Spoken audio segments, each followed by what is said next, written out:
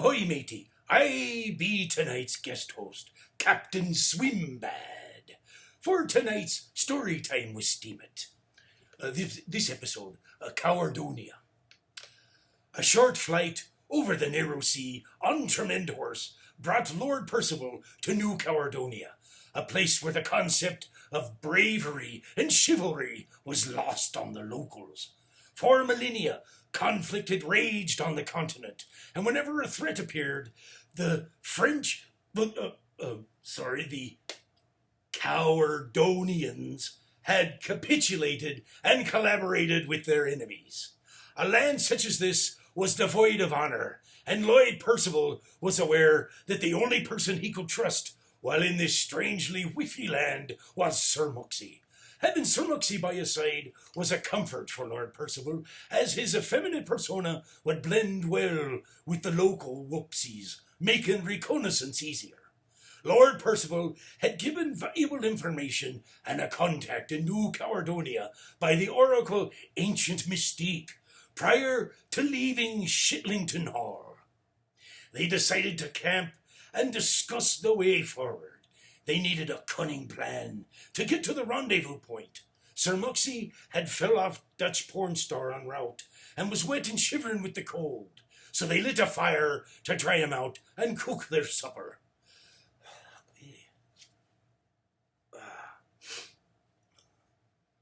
Aren't you afraid the fire will attract local attention, my lord?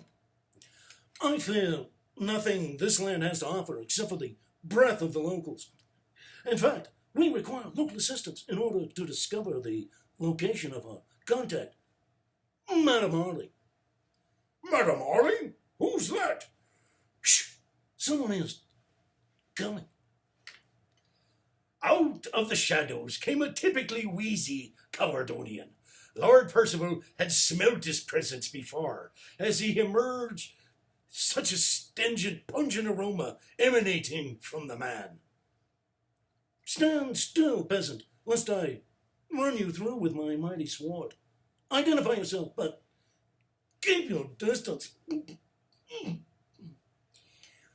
Baldric, manservant to Madame Harley. I've come to lead you to her chateau. Lead the way, man, and hurry. I want to be there before darkness falls. This way, sire. Follow me.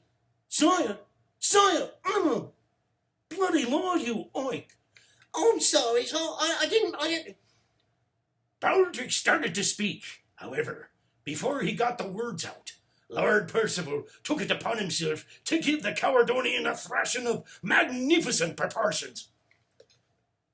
My lord, I fear you will kill the man.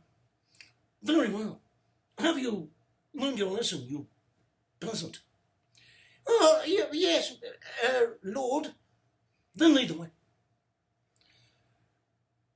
Baldric limped around the corner to where his donkey Dungball was tethered. Lord Percival and Sir Muxie followed, leading Tremendhorse and Dutch porn star to where the smelly and now bloodied Baldric was preparing his donkey for the flight to Madame Harley's chateau. Follow me.